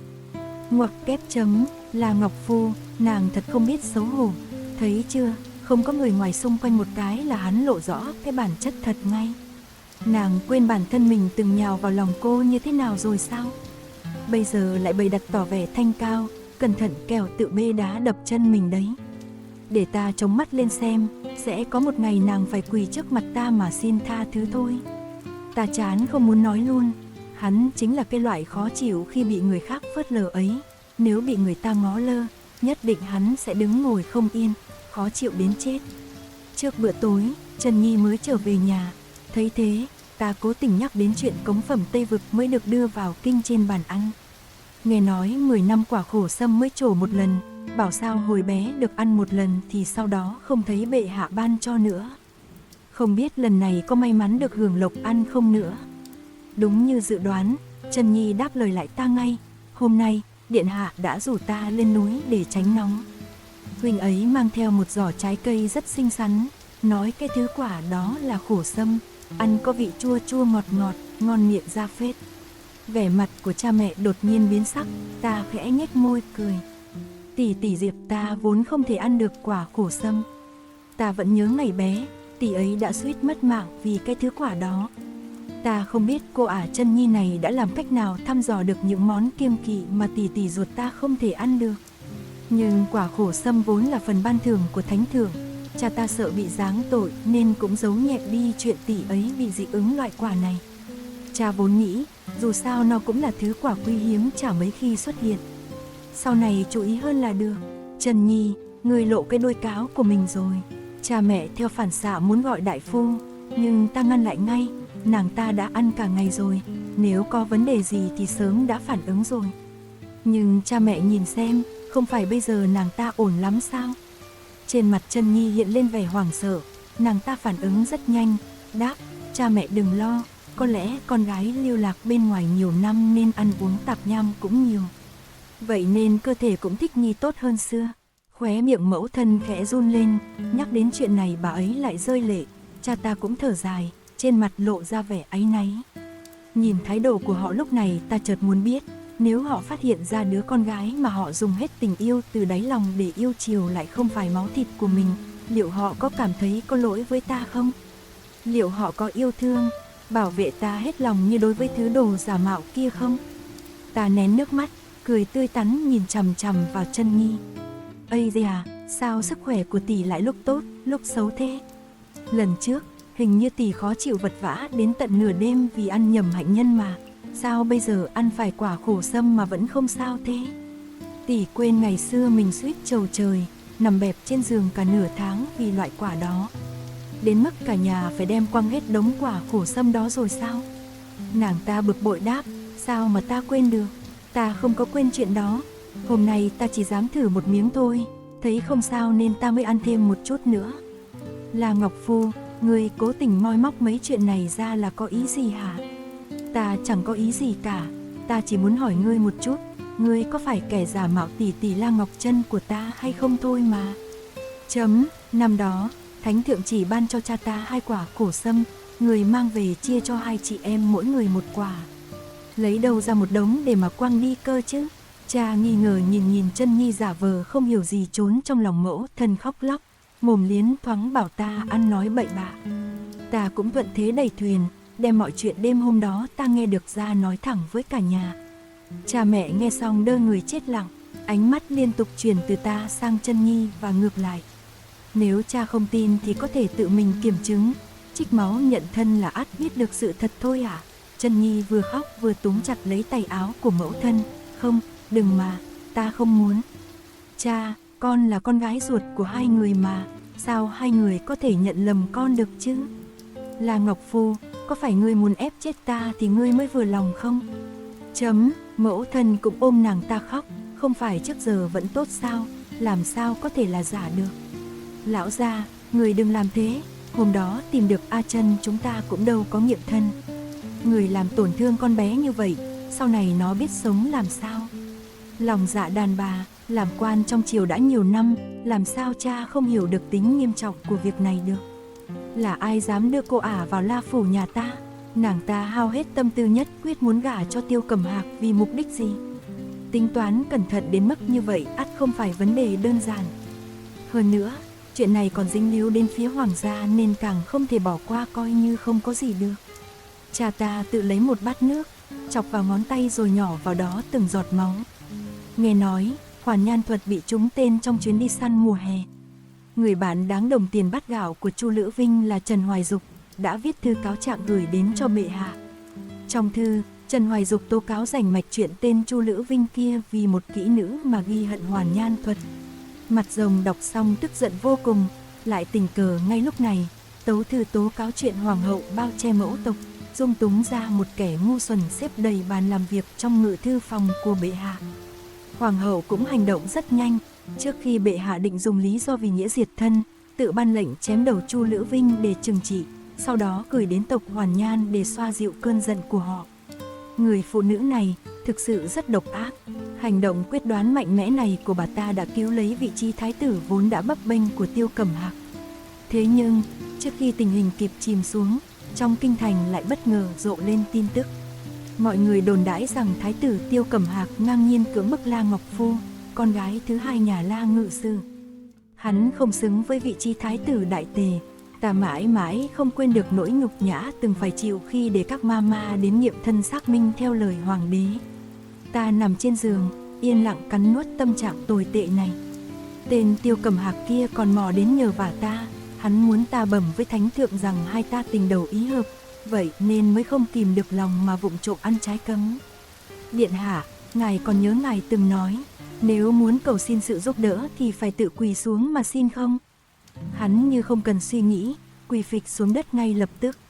A Phu, nể tình chúng ta là thanh mai trúc mã lớn lên bên nhau, lần này nàng giúp ta đi. Hắn thực sự không cần mặt mũi thật luôn này. Không tính toán chuyện ta từng mơ thấy, riêng những chuyện hắn vì Trân Nhi kia mà đối xử với ta không ra gì thôi, cũng khiến ta tự hỏi làm sao bây giờ hắn vẫn còn mặt mũi đến cầu xin ta vậy chứ. Thôi vậy, dù sao người ta cũng đã mở lời cầu khẩn rồi, coi như ta tạo phước đi. Khi nhìn thấy bệ hạ, ta không nói một lời nào, chỉ khóc. Tiêu Cẩm Hạc ở bên cạnh không ngừng thúc giục ta, A Phu, nàng mau giải thích cho phụ hoàng đi, nàng nói nhanh lên đi. Đối với loại chuyện thế này ta cũng không dám nói nhiều. Nếu không cẩn thận, bệ hạ sẽ nghi ngờ tại sao phụ thân ta không báo tin lên. Thậm chí, có thể người còn cho rằng liệu cha có muốn kết bè phái với hoàng hậu để trục lợi hay không, cho nên chỉ có thể thuận nước đẩy thuyền thôi. Ban đầu ta không nói gì chỉ khóc, Tiêu Cẩm Hạc lại càng sốt ruột liên tục thúc giục. Ta thấy thế càng co rúm người lại, hắn nạt nộ ta, sau đó lại ra vẻ ấm áp xin lỗi. Thái độ vui giận thay đổi luôn xoành xoạch như thế khiến hoàng đế nhanh chóng nhận ra có sự lạ. Sau đó, ta mới bắt đầu lên tiếng, điện hạ muốn thần nữ phải giấu kín chuyện này, nếu không. Người nói vớ vẩn cái gì đó, Tiêu Cầm Hạc gầm lên, nhưng thánh thượng đã mất hết kiên nhẫn với hắn, người xua tay ra hiệu cho người kéo hắn xuống. Số phận đã định, Tiêu Cầm Hạc bị phế truất và giam cầm ngay sau đó. Thay vì cho hắn một cái chết thông khoái, ta muốn hắn mất đi quyền lực, từ đó chỉ có thể đau khổ chịu đựng sự tra tấn đó mà sống tiếp quãng đời còn lại. Tiếng gầm rú, khóc lóc của Tiêu Cầm Hạc vẫn văng vẳng bên tai ta, mãi cho đến khi quan nội thị tới truyền lời, nói cha ta có chuyện quan trọng muốn bẩm báo. Ta đứng đợi trước cổng hoàng cung đến tận khuya mới thấy cha Lê thân hình mệt mỏi ra ngoài. Gần đây, trông cha già đi nhiều quá, lý do cha vào cung là vì muốn cáo trạng tam hoàng tử tội mưu quyền nhũng loạn triều cương. Ngang nhiên lợi dụng cận thần để trục lợi, phạm vào cấm kỵ, cả Trần Hoài Dục lẫn Chân Nhi đều là người của hắn. Từ ngày phát hiện ra thân phận giả mạo của Chân Nhi, tam hoàng tử đã được định sẵn sẽ rớt đài. Cha vốn muốn thu thập thêm bằng chứng trước khi vạch trần tam hoàng tử, nhưng mẫu thân lại lén lút thả Chân Nhi kia trốn đi. Nhân chứng quan trọng nhất đã không còn, tam hoàng tử biết được tin tức này chắc chắn sẽ nhanh chóng ra tay. Trừ khử cả nhà họ đó chúng ta, không còn cách nào khác, nhất định cha phải ra tay trước chiếm lấy lợi thế với tam hoàng tử. May mắn thay, trước đó ta đã cho người biết chuyện về Trần Hoài Dục. Từ đó, cha cũng bắt tay vào việc xử lý hắn đầu tiên, người cũng tìm được rất nhiều tài liệu và chứng cứ ở chỗ Trần Hoài Dục. Cha ta chịu đựng muôn vàn gian khổ, dập đầu đến đầy máu trước cửa ngự thư phòng. Cuối cùng cũng nhận được cái gật đầu đồng ý tra rõ chuyện này của bệ hạ. Phu à, con đừng trách mẫu thân con, chỉ là vì bà ấy quá nhớ thương tỷ tỷ con thôi. Ta gảy móng tay, cổ họng đau rát đến mức không nói được. Nhưng mẫu thân à, người cũng đâu phải chỉ có một đứa con gái đâu. Người vì một kẻ giả mạo mà sẵn sàng để cả nhà họ La rơi vào đường chết như vậy sao? Bà ấy thực sự không còn tỉnh táo nữa rồi. Chính miệng Chân Nhi đã xác nhận chuyện tỷ tỷ đã mất. Trần Hoài Dục là kẻ tàn nhẫn, vì để thử nghiệm thể chất của tỷ tỷ, hắn ép tỷ ấy phải thử đến hàng trăm loại thuốc khác nhau. Ngoài thử thuốc ra thì tỷ ấy chẳng thể ăn bất cứ thứ gì khác. Thử đến năm thứ 2 thì tỷ tỷ không chịu nổi nữa mà từ giã cõi đời. 2 tháng sau, tam hoàng tử bị đày đến biên cương, mãi mãi không được phép trở về kinh thành nếu không có thánh chỉ triệu kiến. Tất cả đồng bọn của hắn cũng đều bị bắt giữ, chờ xử tử. Trần Hoài Dục nhờ người gửi cho ta một bức thư. Bức thư tựa như một chiếc đèn kéo quân, lần lượt phơi bày câu chuyện của hắn. Lý do hắn làm những chuyện như vậy là vì sao? Hắn kể rằng mẫu thân hắn bị Chu Thái Phó cưỡng bức đến chết. Thế nhưng cha hắn lại là một kẻ nhu nhược hèn nhát, không dám hó hé gì. Hắn nói rằng bản thân vẫn luôn thích ta. Hắn ghen tị với Tiêu Cầm Hạc vì có được tình yêu và sự quan tâm của ta. Hắn nói rằng cả đời này hắn đã khát khao quyền lực đến nhường nào. Hắn mong muốn có thể trả thù cho mẫu thân ra sao. Cuối cùng là hắn hy vọng có thể đường đường chính chính cầu hôn ta như thế nào. Có điều bây giờ không thể làm gì được nữa rồi. Hắn nói hắn có lỗi với ta, hắn xin lỗi vì đã khiến ta phải chịu đựng nhiều đau khổ đến vậy. Tất cả những bất hạnh của ta đều có bàn tay của hắn thúc đẩy ở phía sau. Hắn nói rằng ta là nữ thần của hắn, vì không thể có được ta nên hắn chỉ còn cách kéo ta xuống vũng bùn lầy thì mới có thể ở bên cạnh ta được. Thực ra ta cũng biết, nếu khi đó hắn chịu nghe lời Chân Nhi mà ra tay với ta thì có lẽ kế hoạch của hắn đã thành công rồi. Ta lặng lẽ đốt bức thư đi, nhìn ánh lửa đang dần lụi tàn, ta chỉ biết thở dài than thở. Hóa ra, muốn sống một đời an ổn thôi cũng khó đến vậy.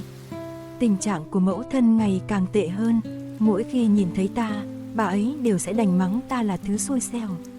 Bà ấy cho rằng vì ta mà cả nhà xảy ra toàn chuyện không may, muốn dùng ta để đổi lấy Chân Nhi của bà.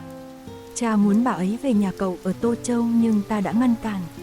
Con là người rời đi sẽ tốt hơn, cha à, dù sao thì ta cũng không thiết tha gì cái chốn kinh thành thị phi này nữa. Sau tháng 12 âm lịch, ta từ biệt cha mẹ rời đi. Ngồi trên xe ngựa, ta nhìn thấy góc áo của mẫu thân khuất sau cánh cổng.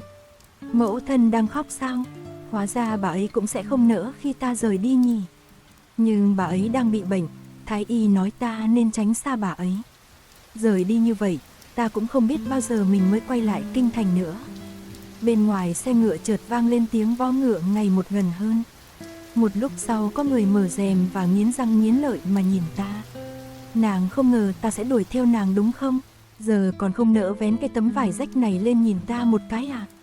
Tự nhiên, ta cảm thấy cái dáng vẻ trợn mắt trợn mũi hằn học này của Hoàn Nhan Thuật dễ nhìn hơn lúc trước nhiều. Suốt một năm nay, nhìn mẫu thân chìm trong trạng thái nửa tỉnh nửa mê không thể khống chế, chợt ta cũng nhận ra được nhiều điều. Con người ấy mà, không thể xem mặt mà bắt hình dong được. Sau khi bỏ qua nút thắt trong lòng, lúc đối mặt với Hoàn Nhan Thuật ta mới nhận ra. Hóa ra hắn cũng không đáng sợ đến vậy. Hắn tựa như một con sói hơi sâu tính, nhưng một khi đã phát thề trung thành thì hắn sẽ thu lại hết móng vuốt lẫn răng nanh sắc nhọn của mình. Đôi lúc có khi hắn còn lăn lộn dưới đất mà làm xiếc chọc cười cho ta không chừng ấy. Sao người lại chạy đến đây? Đừng gây chuyện nữa, nếu điện hạ tự ý rời kinh, nhất định sẽ bị khép vào trọng tội đó. Ta chỉ dám thì thầm nhắc nhở, nhưng Hoàn Nhan Thuật lại chỉ khinh khỉnh nhìn ta, coi vẻ hắn đang coi thường phản ứng của ta đây mà. Bệ hạ cho phép rồi sao? Sao người làm được thế? Ta chồm người ra khỏi cửa sổ xe ngựa hỏi hắn, việc này có gì khó chứ? Miễn là thứ ta muốn, chắc chắn ta sẽ có cách có được nó. Lại bắt đầu giở thói khoe khoang ra rồi. Vậy người định đi đâu thế ạ? Ta thầm nghĩ, nếu hắn đòi theo ta đến đó thì không biết phải nói thế nào với cậu đây. Ta định đến Tố Nhạc Đường. Hắn nhìn ta với vẻ mặt đầy ý cười nhạo, hình như ý hắn là ta đang nghĩ quá nhiều thì phải. Mấy chỗ tầm thường ta ở không quen đâu, được đà tiện thể móc mỉa ta một phen luôn à? Cũng đúng thôi, hắn mang theo một đám sói con theo cùng thế kia, tìm một chỗ rộng rãi cũng dễ hiểu. Tố Nhạc Đường vốn là một nơi nghỉ dưỡng nổi danh bốn bề. Trong chuyến Nam tuần bệ hạ đã từng đặt chân đến đây, sau khi hồi cung, người còn lệnh cho người vẽ lại một bức tranh về nơi đây cơ mà. Ta mừng thầm, vậy bao giờ người có thời gian thì thần nữ đến tìm người nhé. Hoàn Nhan Thuật danh mãnh cười nói, thà nàng cứ nói đến hưởng thụ ké ở chỗ ta thì khéo ta còn nể nàng hơn ấy. Lúc tới đừng quên gửi bái thiếp trước, viết cho cẩn thận vào, nếu nàng viết mấy câu qua loa đại khái cho xong thôi thì đừng trách ta không mở cửa nghênh đón nàng kịp thời đó. Quãng đường vượt núi cao sông dài lần này, xem ra cũng không khó đi đến vậy nữa. Ngoại truyện, Trần Hoài Dục. Ngày mẫu thân treo cổ, ta cầm đôi giày thêu của bà ấy lao đến nhà tên Chu Thái Phó kia đòi công bằng. Ai ngờ bị người ta đánh gãy mất 2 chiếc xương sườn. Lũ người hầu độc ác của hắn coi ta như cái bao cát để trút giận, thi nhau lao vào đấm, đá, có tên còn nhổ nước bọt vào mặt ta. Ta vốn tưởng phen này xong đời rồi thì chợt có một cô bé bị lạc đường đi lại gần. Nàng bị cảnh tượng trước mắt dọa cho phát khóc, vừa khóc được 2 tiếng thì lũ người kia cũng bỏ qua cho ta. Là tiểu thư, người đừng khóc kẻo hỏng mất giọng hát, lúc đó chúng tiểu nhân chắc chắn sẽ bị trách phạt mất. Kể từ sau hôm đó, ta cũng hiểu được tầm quan trọng của quyền lực và nhị tiểu thư nhà La Ngự Sử là một cô nương thích khóc nhè. La Ngọc Phu rất thích khóc, còn thường hay trốn bên góc khuất nào đó khóc một mình. Tỷ tỷ của nàng là một kẻ sắc sảo, mỗi lần làm gì sai cô ả lại đổ hết lên đầu La Ngọc Phu hiền lành. Nhút nhát, đương nhiên ta rất không ưa nàng ta, vì nàng ta đã làm người ta thích phải rơi nước mắt. Chuyện sai trái đầu tiên mà ta làm chính là bắt cóc La Ngọc Trân. Vì chuyện này mà La Ngọc Phu đã khóc rất lâu, nhưng dù cảm thấy có lỗi với nàng thế nào đi chăng nữa, chỉ cần nghĩ đến từ nay về sau cuộc sống của nàng sẽ suôn sẻ hơn là lòng ta lại vui sướng vô cùng. Người con gái mà ta thích nhất định phải nhận được sự yêu chiều của cha mẹ. Tuyệt đối không thể rơi bất kỳ giọt nước mắt nào, vì thế ta chẳng thấy hối hận một chút nào vì hành động mà mình đã làm. Lần đầu tiên ta nhận ra mình biết ghen tị, chính là lúc nhìn thấy La Ngọc Phu ở bên Tiêu Cẩm Hạc. Tiêu Cẩm Hạc là loại người vô cùng thủ đoạn, thường xuyên trêu đùa trái tim các cô nương, để họ vì hắn mà khóc, mà cười. Đáng lẽ người xứng đáng ở bên cạnh nàng ấy phải là ta. Nếu là ta sẽ không bao giờ để nàng phải khóc vì bất cứ điều gì. Ta cài cắm chân nhi trà trộn vào La Phủ, đồng thời cũng vạch trần được bộ mặt xấu xa hai lòng của tên Tiêu Cẩm Hạc kia. Ta lại khiến La Ngọc Phu khóc rồi, nhưng ta nghĩ nàng chỉ cần khóc một lần này thôi là được rồi. Kể từ bây giờ, nàng chắc chắn sẽ không dễ dàng trao bừa tình cảm chân thành của mình cho bất kỳ kẻ nào nữa. Vì thế lần này, Ta vẫn không hối hận. Chuyện của Chân Nhi và Tiêu Cầm Hạc diễn ra rất suôn sẻ, có điều hoàng hậu lại không ưa nàng ta. Bà ta cho rằng tính tình của Chân Nhi không tốt, rất khó để bắt thóp nên nhất quyết muốn La Ngọc Phu làm thái tử phi. Ta cùng Chân Nhi đã lên kế hoạch bẫy Tiêu Cầm Hạc lên giường với nàng ta. Nhưng không ngờ Chân Nhi lại không tuân theo mệnh lệnh, đẩy La Ngọc Phu ra gánh thay. Đó cũng là lần đầu nàng ta dám chống đối, làm trái lại với mệnh lệnh của ta. Người con gái ta yêu lại khóc nữa rồi, nhìn nàng mà lòng ta buồn tê tái. Ta muốn nói lời xin lỗi với nàng ấy, ta muốn nói với nàng rằng không sao đâu, chỉ cần là nàng là được, không quan trọng nàng trở nên thế nào. Nhưng ở sâu trong góc khuất tâm hồn ta lại âm thầm vui sướng, thật hèn hạ làm sao. Nàng quá hoàn mỹ, một kẻ như ta làm sao dám mơ tưởng xứng với nàng. Thế nhưng, bây giờ nàng đã rơi xuống bùn lầy giống ta rồi, vậy là ít ra ta cũng xứng với nàng vài phần rồi nhỉ. Chợt ta nhận ra bản thân mình đang cực kỳ mâu thuẫn. Một mặt, ta luôn cho rằng bản thân mình đã làm điều sai trái không thể chấp nhận được. Mặt khác, ta lại nghĩ những gì ta làm đều là vì tốt cho nàng ấy. Thậm chí, ta còn hèn nhát đổ mọi lỗi lầm lên đầu Chân Nhi để nàng ta gánh chịu hết. Khi nàng ta thổ lộ thích ta, nói rằng không muốn trao thân cho Tiêu Cầm Hạc, ta chỉ cảm thấy cô nàng cùng với La Ngọc Trân trong quá khứ kia thật giống nhau làm sao, đều là những kẻ khiến người khác vừa nhìn đã không ưa nổi. Thật đáng ghét, ta tự nhủ sẽ giữ lại mạng cho nàng ta trước, đợi giải quyết xong mọi chuyện, ta nhất định sẽ băm vằm nàng ta ra hàng trăm mảnh để rửa thù cho La Ngọc Phu của ta. Có điều chuyện chưa kịp thành thì ta đã gặp phải báo ứng. Ý trời trêu ngươi, La Ngọc Phu từng cứu ta một mạng. Nhưng bây giờ, cũng chính nàng là người tiễn ta vào ngục tù. Là do ta nợ nàng ấy quá nhiều, nàng ấy làm vậy cũng không có gì sai. Ta viết cho nàng một lá thư rất dài, trong đó kể lể lại hết tất cả mọi chuyện trong đời ta. Nhưng thật ra những điều mà ta thực sự muốn gửi đến nàng ấy lại là 4 chữ ở cuối thư. Ta muốn gặp nàng một lần thôi, La Ngọc Phu. Thế nhưng đúng như những gì ta từng nghĩ, nàng ấy đã không đến. Ấy vậy mà lòng ta lại thanh thản đến lạ. Mẫu thân, con đã trả được thù cho người rồi. Hoài Dục đã thay người báo được thù rồi.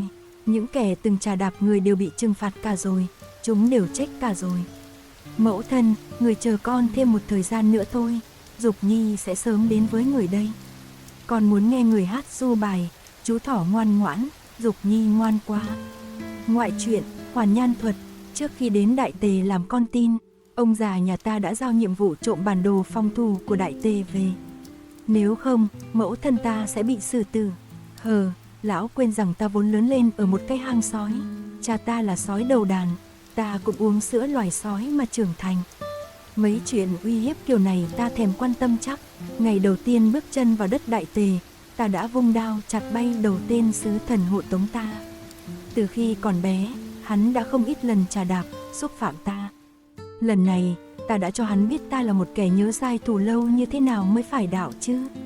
Thấy ta sống ở Đại Tề không coi ai ra gì như vậy, lão già ở nhà chắc hẳn tức đến nổ phổi mất. Lão già ấy cũng chẳng dám nhắc đến chuyện bắt ta trộm bản đồ thủ thành nữa. Chỉ dám nhắc nhở ta đừng quá ngông cuồng, binh mã của lão vẫn chưa chuẩn bị tốt. Ai thèm quan tâm ba cái chuyện đó chứ. Ta lăn lộn ở cái đất Đại Tề này buồn chán muốn chết đây này. Ta nhớ đồng cỏ và bầy sói biết bao. Sống trên thảo nguyên đã quen chuyện săn bắn, chém giết. Nay đến nơi đô thị phồn hoa thế này khiến bản tính khát máu của ta khó mà kiềm chế được.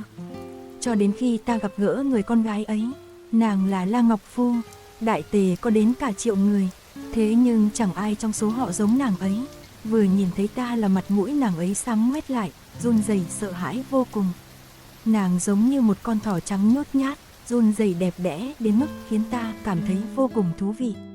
Nhút nhát thế này nếu dùng nàng ấy làm con mồi thì phù hợp biết bao. Ta muốn xem nàng như một món đồ chơi thú vị mới, muốn trêu chọc nàng bằng bộ móng vuốt sắc nhọn của ta. Càng thấy nàng sợ hãi, ta càng cảm thấy hưng phấn lạ thường. Cảm giác này tuyệt thật đấy, thực sự rất tuyệt vời. Cho đến khi ta tình cờ bắt gặp nàng ấy đang mỉm cười với tên nhóc Trần Hoài Dục kia. Nhìn nàng ấy cười rộ lên mới thấy nụ cười ấy đẹp đến hoa nhường nguyệt thẹn như thế nào. Trong đôi mắt lấp lánh ánh cười đó lại đang chứa hình bóng của tên Trần Hoài Dục kia. Ta càng nhìn càng thấy sốt ruột, hay nói đúng hơn là buồn man mác. Ta chưa từng nhìn thấy khuôn mặt tươi cười như thế khi nàng đối diện với ta. Hình bóng ấy hiện tại đang bao phủ lấy cả tâm trí của ta. Đợi đến khi tỉnh táo lại mới nhận ra mình đã làm một chuyện mà cả đời này không dám làm, chính là cướp lấy một người con gái từ trong lòng người khác. Nàng ấy đứng cạnh ta nhưng ánh mắt lại cứ để ý đến tên đàn ông khác. Theo tính tình thường ngày của ta hẳn đã tức giận đáp nàng xuống hồ rồi. Nhưng ta không thể làm vậy với nàng. Ta giận thì giận đấy, nhưng chỉ có thể tự hờn dỗi chính mình mà chẳng dám làm gì tổn hại đến nàng. Ta không biết rốt cuộc đã có chuyện gì xảy ra với mình nữa. Hồi phủ tròn 3 ngày ta đều ăn không ngon, ngủ không yên vì nhớ nhung hình bóng của nàng. Lúc nào ta cũng nhớ La Ngọc Phu, đương nhiên không phải loại cảm xúc muốn hù dọa nàng như trước kia.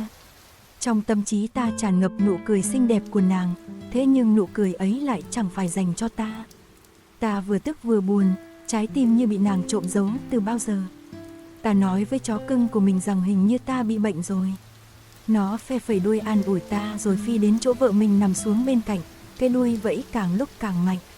Xem chừng vui vẻ lắm, cũng không thể theo đuổi kiểu đeo bám dính chặt như thế với La Ngọc Phu được, chắc chắn sẽ phản tác dụng. Ta cũng chẳng muốn là một kẻ cuồng đeo bám làm phiền người ta như thế. Tính tình ta vốn nóng nảy, vậy nên thay vì bày trò đeo bám nàng ấy, thà rằng ta giúp nàng làm những chuyện nàng muốn làm chẳng phải sẽ tốt hơn sao. Ta biết nàng ấy không thích ta làm vậy, nàng cũng không thích tính tình ngang ngược của ta, nhưng được cái nàng vẫn rất sợ ta, thế nên vẫn ngoan ngoãn nghe lời. Được rồi, nàng sợ thì cứ sợ đi, chả sao cả, vậy cũng tốt mà. Nàng chỉ là một cô nương yếu đuối nhưng lại dũng cảm một mình đối đầu với đám người Hoàng hậu, Tiêu Cẩm Hạc, Trần Hoài Dục, cả người tỷ tỷ giả mạo kia nữa. Nhìn nàng ta chợt cảm thấy chúng ta rất giống nhau. Ta cũng từng như nàng, một mình lao vào hang hùm ổ sói, cuối cùng chiến thắng trở ra như một kẻ bất khả chiến bại. Khi đó ta đã nghĩ mấy chuyện thế này cũng vặt vãnh không đáng nghĩ tới thôi. Nhưng bây giờ, ta lại sợ nàng sẽ mệt mỏi mà kiệt sức. Dù nàng có ghét ta cũng không sao cả, dù sao trên đời này cũng làm gì có ai thích ta chứ. Ta chỉ muốn nàng ấy được sống hạnh phúc, muốn nhìn thấy nụ cười xinh đẹp nở rộ trên khóe môi của nàng. Rồi ngày hôm đó, nàng chạy trối chết chỉ vì muốn báo cho ta biết âm mưu ám sát ta của Trần Hoài Dục, dặn dò ta phải cẩn thận trong chuyến đi săn mùa hè.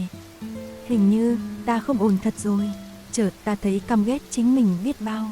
Phải chi ta có tài ăn nói như Trần Hoài Dục thì tốt biết mấy, hắn chỉ nói vài câu đã khiến nàng cười vui vẻ như thế. Đến phiên ta thì thốt ra câu nào là bỏ đi câu đấy. Đến năm thứ 4 kể từ khi ta bắt đầu theo đuổi La Ngọc Phu, cuối cùng ta cũng thành công đón nàng về Tố Nhạc Đường. Ngày đại hôn hôm đó, ta mở tiệc chiêu đãi toàn thành, tổ chức một lễ cưới thật trang trọng rước nàng vào cửa. Đêm động phòng hoa trúc ấy, nhìn nàng mềm mại run rẩy toàn thân nằm dưới ta đáng yêu như vậy, khiến ta không kìm được lòng muốn bắt nạt nàng ấy. Chàng nhẹ một chút, đừng có cầm thú như thế. Sao hôm nay chàng vui thế? Nàng thẹn thùng mắng ta một trận. Ta thì thầm vào tai nàng ấy, ta từng nói với nàng rồi mà, thứ gì ta muốn có, nhất định ta sẽ giành về cho bằng được mới thôi. Nhưng ta sẽ không nói cho nàng ấy biết, ta đã phải đốt nhang cầu Bồ Tát không biết bao nhiêu lần chỉ để cầu một đoạn nhân duyên với nàng ấy đâu. Hôm nào đó, ta phải tiếp tục đến bái lạy người để xin thêm một con sói con nghịch ngợm nữa mới được. Trên đây là câu chuyện Trọng Sinh Ta Không Làm Thái Tử Phi của tác giả U Áng Vi Vương. Các bạn cảm thấy thế nào? Nếu các bạn thấy hay, hãy cho mình một like. Bạn nào chưa đăng ký kênh thì bấm nút đăng ký để theo dõi các video tiếp theo của mình nhé. Nếu có ý kiến đóng góp, các bạn vui lòng ghi dưới phần comment để chúng ta cùng nhau bàn luận về câu chuyện. Xin cảm ơn các bạn đã theo dõi. Thân ái chào tạm biệt và hẹn gặp lại các bạn trong những câu chuyện tiếp theo.